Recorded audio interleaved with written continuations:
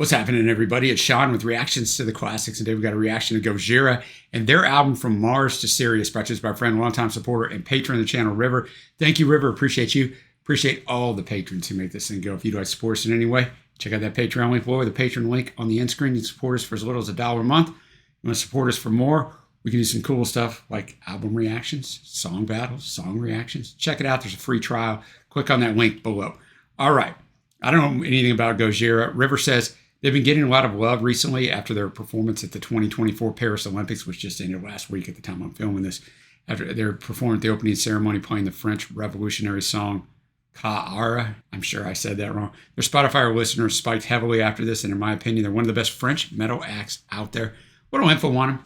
Gojira is a French heavy metal band founded as Godzilla in 1996. The band lineup are brothers Joe, lead vocals, rhythm guitar, and Mario Duplantier on drums, Christian Andrew on lead guitar, and Jean-Michel Labadie on bass. Yeah, I don't speak French, but I'm trying it. I do better at French than I do at Spanish, at least. It's been the same since the band changed its name to Gojira in 2001. Gojira has been known for progressive and technical death metal styles and spiritual, philosophical, and environmentally themed lyrics. We'll get to that in a minute. The band has gone, quote, from the utmost obscurity during the first half of their career to widespread global recognition in the second. Their first several albums, and I'll get to this one in a little bit, didn't have a lot of success. As I just mentioned, the latter part of their career, they peaked at 34, then at 24 on their 2012 and 2016 albums on the Billboard 200. And in 2020, they had their first Billboard charting single, Another World. And Fortitude in 2021 was the best-selling album in the U.S. during its first week. So they've built up, man. They've grinded it out. They released 7 studio albums, 3 live DVDs, and is the first French band to top the Billboard Hard Rock Albums chart. They're considered one of France's most successful exports to the U.S. They've received Grammy nominations for Best Rock Album for Magma and Best Metal Performance for the singles Severa and Amazonia. Throughout their career, they've been involved in environmental, human rights, and animal rights activism. Let's get to this album. It's their 3rd studio album. It's a concept album addressing environmental issues and the rebirth of a dead planet through a space travel storyline with the underlying theme of a transition from war to peace. Went to 44 in France. The album was largely written by Joe and Mario Duplantier. According to Mario, it could be Mario or Mario, I don't know, guys. The album was entirely self-produced by the band. Joe said that it represented a journey, saying that, quote, as in every journey, there are air gaps, variations, and moments of calm. After the recording of their previous album was done in a studio in 10 days, they decided to build their own studio, right? Music history is littered with this. Got to get in and out of that studio quickly. How do you solve that? You build your own studio. And it's a lot easier to do now than it used to be. It's located in their hometown, and that's where this album was recorded. And just a little bit more on the theme of the album, because I don't know if you're going to be able to figure it out when you listen to it. I'll do my best to relay it. But it relates the resurrection of a dead planet through an interplanetary quest, tackling environmental issues such as climate change and impacts on marine life, as well as the broader themes of life, death, and rebirth. Explaining the meaning behind the album, Joe said in an interview that, quote, in some cultures, Mars symbolizes war and Sirius, peace.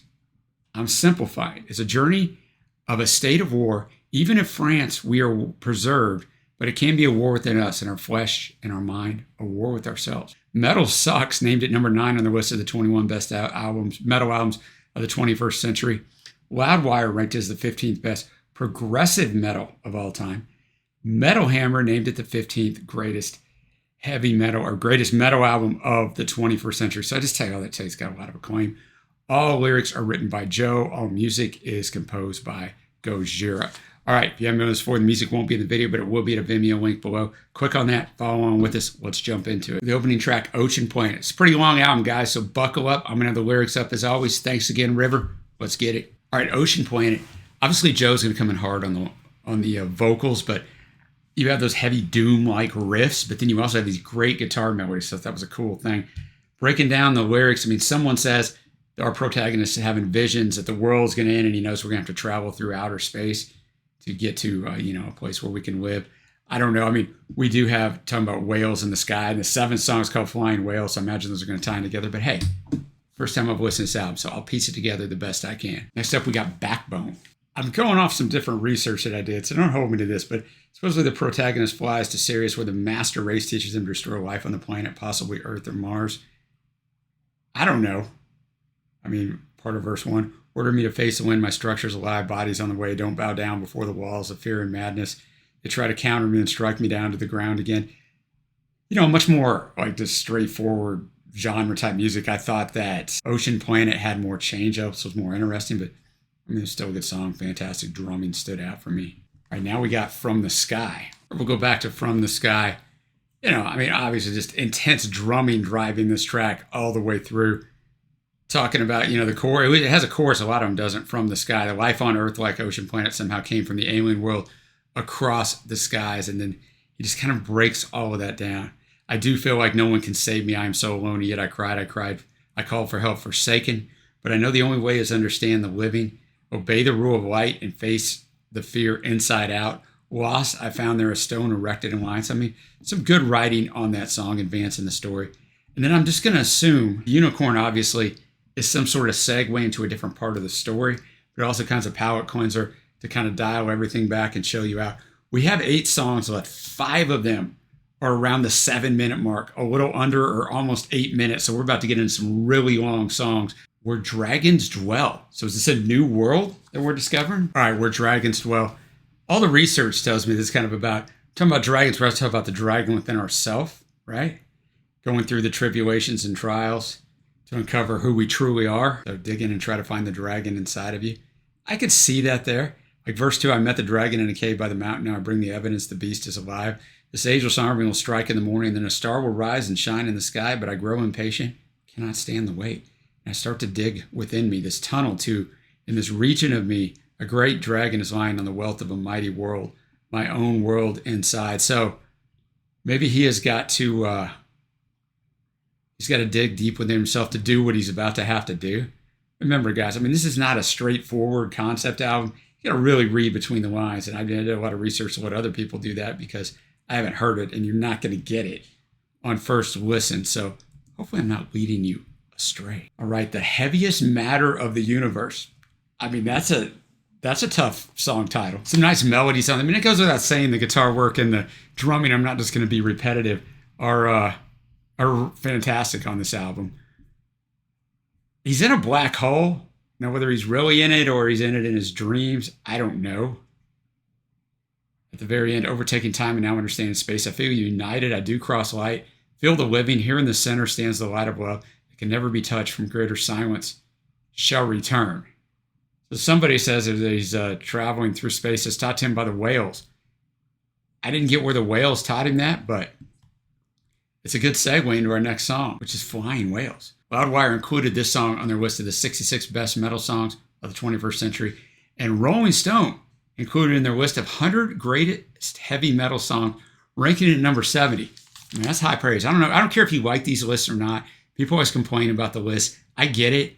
But if you're on it, it's still high praise. All right, Flying Whales. Love the melody and the build to this song. It's a couple minutes long. I love that, just dial back, and then we get a different one on the closeout before he comes back in and sings out the coda. But, you know, he's looking for, beneath the seas I searched and had a different view of us on earth, the sinking ship of men, but it's beyond the stars. I found the place where they were, and they finally came to light. So he's looking for the whales. Now I see the whales looming out of the dark like arrows in the sky. I can't believe my eyes.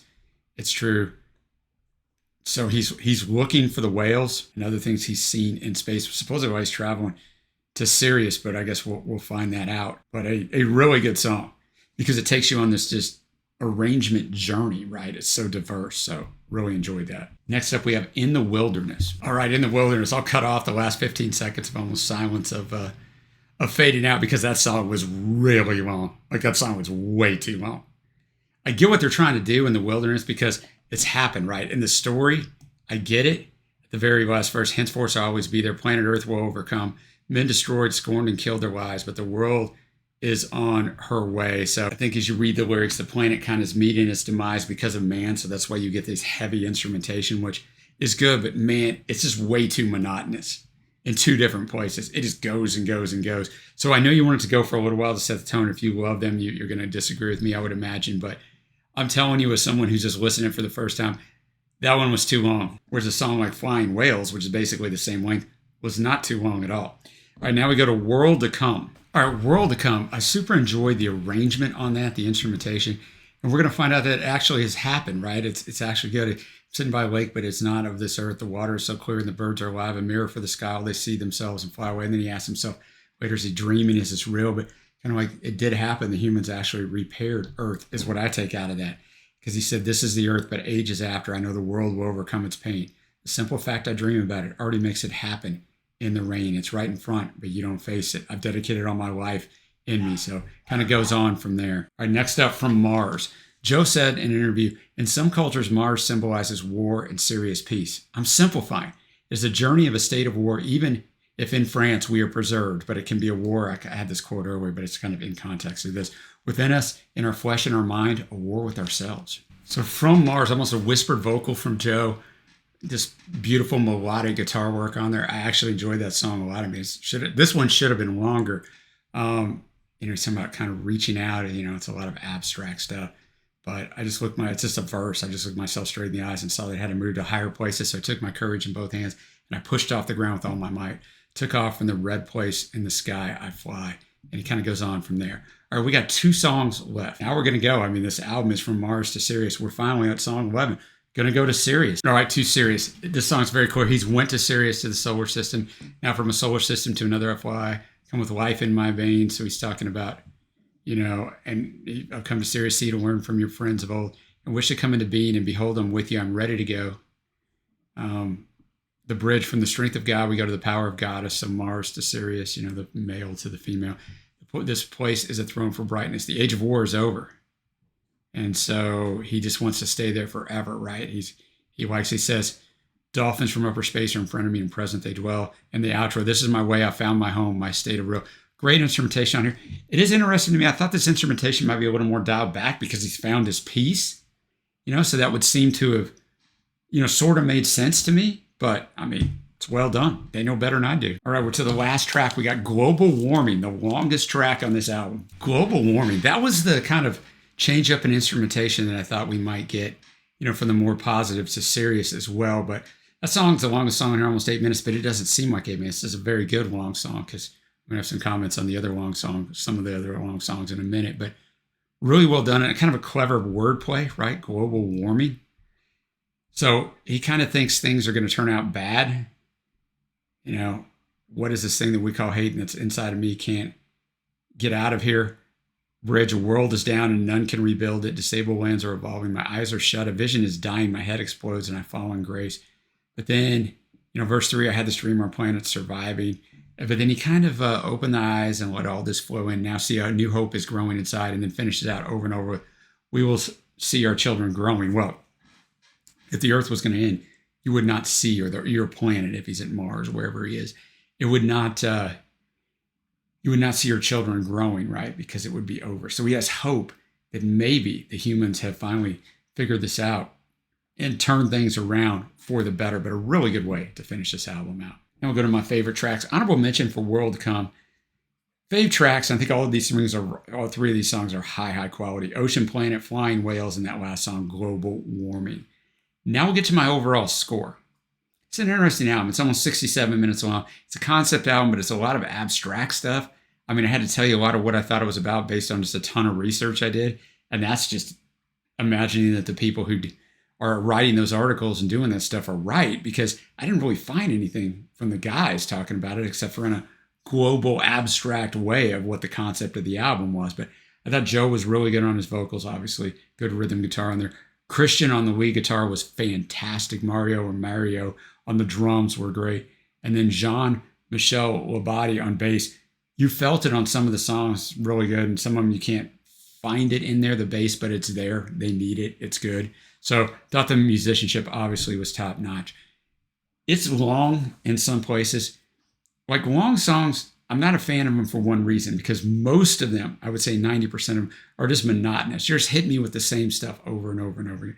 If you change up and have some things like Global Warming had, and there were a couple others that had, that's great. So I think this could have been a little shorter, but I'm kind of nitpicking here. But for me on first listen, I'm going to be at a 7.75.